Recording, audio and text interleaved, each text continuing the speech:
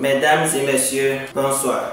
Bienvenue dans cette nouvelle vidéo. Aujourd'hui, nous avons fait une sortie exceptionnelle. Nous sommes venus à Javier, dans la salle de jeu de Prince, pour le questionner sur comment il arrive à gérer sa salle de jeu, les contraintes et les techniques, les astuces qu'il utilise pour pouvoir réussir. Restez jusqu'à la fin de cette vidéo parce que ça sera vraiment impressionnant, inspirant. Nous allons parler de beaucoup de choses, aborder plusieurs sujets, surtout pour les jeunes comme nous qui ont envie de se lancer dans diverses activités. Prince, bonjour. Bonjour, comment tu vas? Je me porte très bien. Et de ton côté? Ça va, bonne grâce. Ok. Aujourd'hui, nous nous retrouvons encore de nouveau sur ma chaîne YouTube. Nous sommes actuellement sur les lieux, si je peux le dire ainsi, le lieu de ton travail. Et maintenant, nous allons vivre ce de quoi tu nous avais parlé dans l'autre vidéo, si tu te souviens très bien. Maintenant, nous avons de nouveaux abonnés sur la chaîne YouTube. Je te demande de te présenter pour ceux qui ne te connaissent pas, pour ceux qui vont te suivre pour la première fois. Donc, Prince, tu as la parole. Moi, je m'appelle Noatin Prince, je suis étudiant à la faculté des sciences agronomiques. Je suis aussi gérant d'une boîte de salle de jeu, exactement le lieu sur lequel nous sommes actuellement. Ok, donc il vient de se présenter. Maintenant, nous allons entrer dans le vif du sujet. Prince, j'aimerais te demander, lorsque tu te réveilles le matin, déjà à quelle heure tu es déjà sur les lieux? Et lorsque tu viens sur les lieux, dis-moi un peu ce que tu fais en première position, par quoi tu commences? L'ouverture c'est à 8h. Donc déjà à 7h30, je suis là, je balaye, je suis la télé, des trucs comme ça. Et je ouvre. Déjà à 8h, on est déjà ouvert. Donc c'est un peu ça. Tu ouvres chaque jour, 24 heures sur 24, ou bien dis-nous un peu les jours où, lorsqu'on vient ici, on peut jouer? Moi je fais 4 heures sur 24 ici. 4 heures sur 24.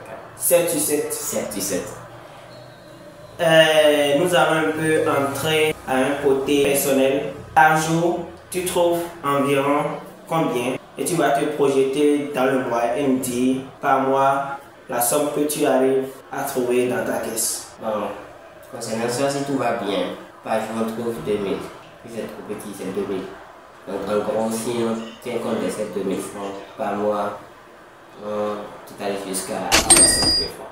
Un homme pour un étudiant, hein?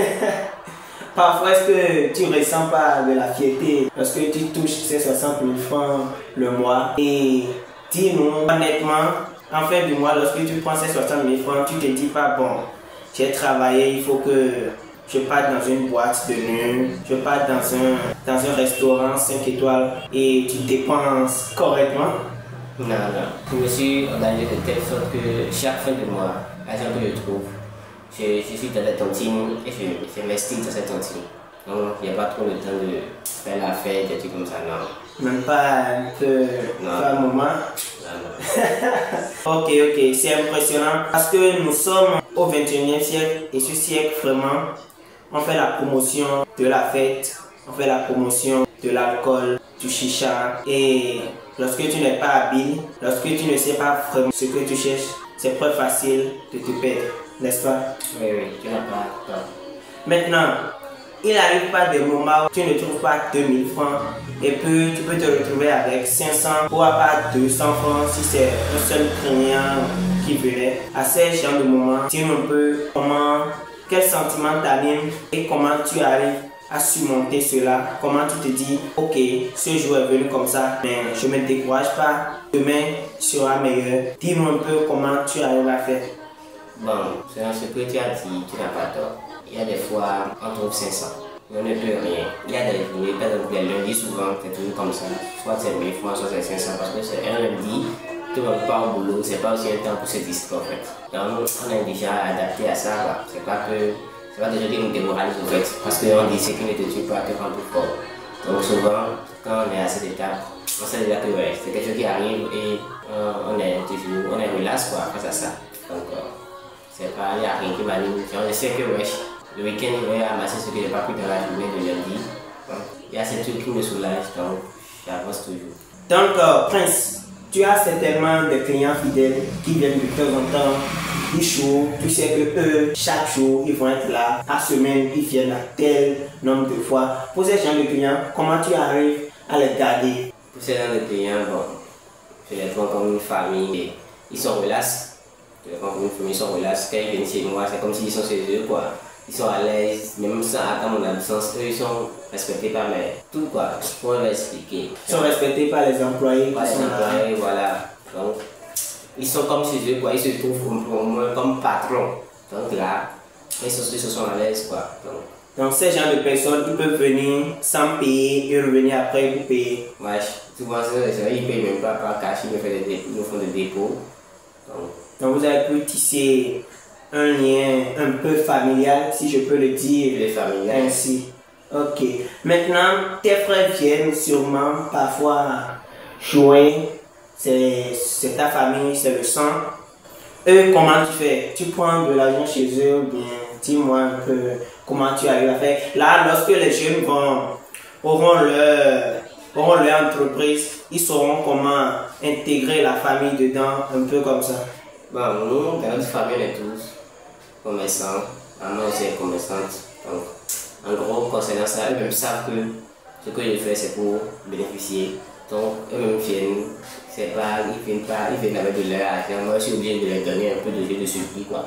Genre, ils peuvent jouer pour 500 maintenant, je vais leur faire un cadeau de 2 matchs de plus. Donc, ils peuvent jouer pour 700, me donner 500. Un truc comme ça, même devient, ne joue pas sa carte. Le business, c'est le business. Le business, c'est le business. Il n'y a pas d'affaire de famille dedans. Voilà. Il paye. La famille soutient.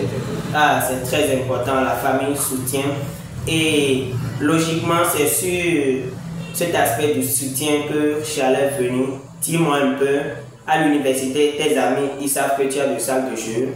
Tes amis avec qui tu as fréquenté le collège, tes cousins, tes tantes, tes oncles, ils savent tous que tu as de salles de jeu. Dis-moi un peu les démarches qu'ils mènent pour te soutenir. Et si par hasard, ils ne te soutenaient pas, bon, fais-nous le savoir. En gros, ils me soutiennent. Il y a même des amis qui quittent nous pour venir jouer. J'ai des amis qui sont à Godomain. Juste pour m'assager, ils viennent pour passer du bon temps avec moi. Je regrette rien en fait. Ils me soutiennent énormément. Là, je l'admets parce qu'il y a des gens qui quittent nous pour venir jouer juste arriver. Il y a plusieurs salles de jeu, mais ils se disent ouais, je vais venir donner l'argent à mon frère. Je vais venir soutenir mon ami, tout ça. Et lorsque tes oncles et tes tantes viennent aussi, eux aussi payent quoi? Ah, tu penses quoi? Donc, pour toi, l'argent c'est l'argent, il n'y a pas de... C'est ça, l'argent c'est l'argent. J'aime cette mentalité parce qu'aujourd'hui, l'argent est devenu un sujet un peu tabou pour beaucoup de personnes. Lorsque tu es quelqu'un, tu commences par parler de l'argent. Les gens se disent que ce gars, il aime trop l'argent, il est prêt à même sacrifier un homme pour l'argent. Mais ce qu'ils ignorent, c'est que sans l'argent, rien ne serait possible. Si tu as pu créer ta salle de jeu, c'est pas avec du caillou, c'est pas avec du sable, mais c'est avec de l'argent. Ou bien si tu as utilisé du caillou, tu peux nous le dire aussi, hein, parce qu'on ne sait jamais. Et puis nous aussi, on va utiliser l'argent. Donc, Prince, sur ce, nous tendons tout doucement vers la fin de cette vidéo qui a été vraiment très inspirant. Maintenant, j'aimerais que tu te conseilles un peu tes petits frères. Sûrement, tu as des frères derrière, 14 ans, 15 ans. Et lorsqu'ils voient ce que tu fais, ils sont très contents. Et ils se disent, je vais être comme Prince, je veux faire comme Prince. Mais ils ont peur. Ils n'ont pas les moyens. Ils doutent. Ils se disent, je vais échouer. Les gens vont se moquer de moi. Quelques conseils pour ces genre de personnes. Pour ces genre de personnes, pour mes frères, d'abord la peur ne signifie rien en fait. Ils ne peuvent pas avoir peur parce qu'ils ont déjà des grands fautes qui réalisent. Donc ils auront toujours le soutien, peu importe la situation. Le mieux dans la vie, c'est d'impacter d'autres filles. Et non de s'engloutir de sa richesse, non. C'est d'impacter d'autres filles. Donc il ne faut pas qu'ils aient peur de quelque chose, non, de rien. Non, là, on va les aider. On va les aider côté idée, côté achat. Prince disait tantôt que le plus important dans la vie, c'est d'impacter d'autres vies. Nelson Mandela aussi l'a dit d'une autre manière. Je cite, notre but, c'est de trouver notre lumière et d'être à notre tour une source de lumière pour les autres. Donc j'invite chacun de vous, pour tous qui suivez cette vidéo, d'évoluer malgré vos doutes, de travailler malgré vos peurs Parce que lorsque vous rêvez, lorsque vous avez des ambitions grandes, certains vous diront, tu es pressé, tu rêves déjà trop grand. Certains même osent et disent que tu as des ambitions démesurées. Mais une chose que j'aimerais que tu saches, c'est que lorsque tu ne réussis pas, lorsque tu ne travailles pas, lorsque dans ta cinquantaine, soixantaine, tu es dans la pauvreté, personne ne viendra te sauver. Personne, même tes propres amis qui te disaient, tu es pressé, vas-y doucement, vas-y mollo mollo, aucun d'eux ne viendra t'aider. Ce que moi j'aimerais te dire, c'est que rêve grand, aie des ambitions et travaille jour et nuit. Mais une chose, n'oublie pas, lorsqu'on est dans le licite, lorsqu'on est dans le légal, c'est toujours mieux que de prendre d'autres chemins. Ce qui est bon, ce qui est beau, prend du temps. Ça prend toujours du temps. Le vrai prend du temps, mais le faux, c'est rapide. Le faux a toujours été rapide, mais ça finit vite. Je pense que nous sommes à la fin de cette vidéo. Je vais laisser Prince dire un dernier mot de fin. S'il a d'autres choses à ajouter, il va ajouter. Il est en train de prévoir aussi un tournoi. Et vous allez venir ici échouer. Il y aura de l'argent en jeu. Il y aura de l'émotion. Ça sera le moment de prendre des contacts, de vous ressourcer. Comme je l'ai dit dans mon livre, La loi du sacrifice sur le chemin du succès. Il est très important de prendre des pauses. Ça permet de se ressourcer et de revenir plus compétent, plus en forme. Donc Prince, tu as la parole. Un dernier mot de fin. Bon, je vous remercie pour tout ce que vous avez fait et nous vous attendons massivement pour nous donner de l'argent. Donc on vous attend aussi, comme il a dit, je vais organiser un tournoi. On vous attend aussi, donc venez massivement, on va s'amuser. Donc venez massivement, moi-même je serai là, même si Prince m'a battu tout à l'heure, 10-1, je l'admets, je ne suis pas fort, ça arrive, même les grands clubs on les bat 10. Donc, c'est pas moi, ils ne vont pas battre. Mais quand même, je suis sûr qu'il y aura certains que je vais battre. Ça, je suis sûr. Donc, prenez soin de vous. Et surtout, n'oubliez pas, c'était Renaud. Votre histoire compte.